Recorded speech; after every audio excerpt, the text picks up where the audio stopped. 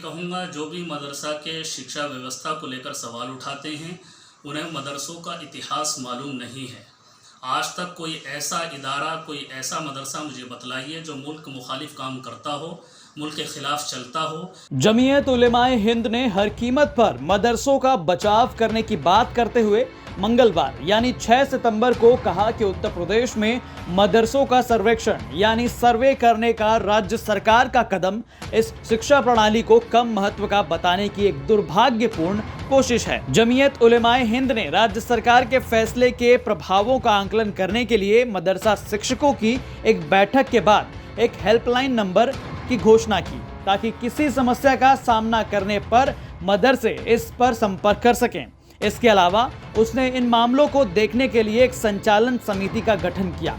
वहीं मदरसा में धार्मिक पढ़ाई और बार बार उठ रहे सवालों पर जब हमने देवबंद मदरसा संचालक मुफ्ती असद कासमी से बात की तो उन्होंने बताया कि मदरसों के अंदर MBBS, इंजीनियरिंग, कंप्यूटर, इंग्लिश सभी तरह की पढ़ाई होती है और जिन छात्रों को दीनी तालीम हासिल करनी होती है वो मदरसों में एडमिशन लेते हैं। जो लोग बार बार मदरसों पर उंगली उठा रहे हैं उन्हें मदरसों के इतिहास के बारे में कोई जानकारी नहीं है। मदरसों की शिक्षा व्यवस्था को लेकर बार बार सवाल उठते हैं, इसको क्या कहेंगे आप? बिस्मिल्लाहिर्रहमानिर्रहीम। इस सिलसिले में मैं यही कहूँगा, जो भी मदरसा के शिक्षा व्यवस्था को लेकर सवाल उठाते हैं उन्हें मदरसों का इतिहास मालूम नहीं है। आज तक कोई ऐसा इदारा, कोई ऐसा मदरसा मुझे बतलाइए जो मुल्क मुखालिफ काम करता हो, मुल्क के ख़िलाफ़ चलता हो या मुल्क के ख़िलाफ़ तालीम देता हो। तमाम ही हिंदुस्तान के अंदर जितने भी मदारिस हैं उसके अंदर यही तालीम दी जाती है कि जिस मुल्क के अंदर रहो उससे मोहब्बत करो, उसके लिए अपनी जानों का नजराना पेश करो और वक्त पड़ने पर अगर हमें जान देनी है तो हम जान देने के लिए भी इस मुल्क के लिए पीछे नहीं हटते। इसका एग्ज़ाम्पल आप देखेंगे कि जब हिंदुस्तान के अंदर जो है अंग्रेज़ जैसी नापाक कौम आई थी और उसने तमाम ही ज़ात और मज़ाहिब के लोगों को जो है परेशान करना शुरू कर दिया था और उनके खून को पानी की तरफ बहाना शुरू कर दिया था, तो उस वक्त में दारुल उलूम देवबंद की बुनियाद रखी गई इसलिए कि इस मुल्क को आज़ाद कराया जाए, इस मुल्क को जो है गुलामी की जंजीरों से जो है छुड़ाया जाए।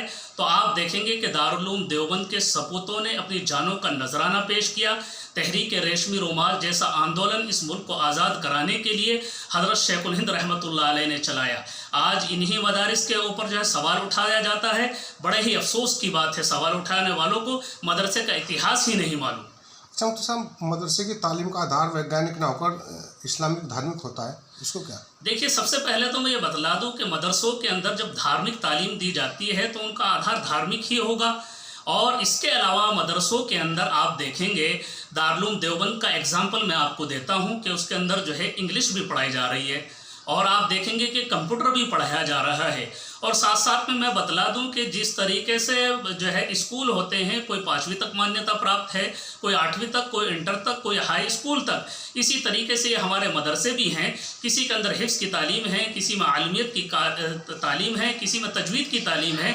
उसके बाद में हमारे बहुत सारे तलबा, आप अक्कलकुआ महाराष्ट्र का मुआयना करें, वहाँ देखें, वहाँ MBBS की तालीम हासिल कर रहे हैं, इंजीनियरिंग की तालीम हासिल कर रहे हैं, यानी दीनी और दुनियावी दोनों तालीम मौजूद है। तो मदरसों के अंदर जो है ऐसा नहीं है कि हिंदी या इंग्लिश या जो है दूसरी तालीम नहीं दी जाती, सिर्फ धार्मिक तालीम दी जाती है। तमाम ही तालीमात मदरसों के अंदर मौजूद हैं।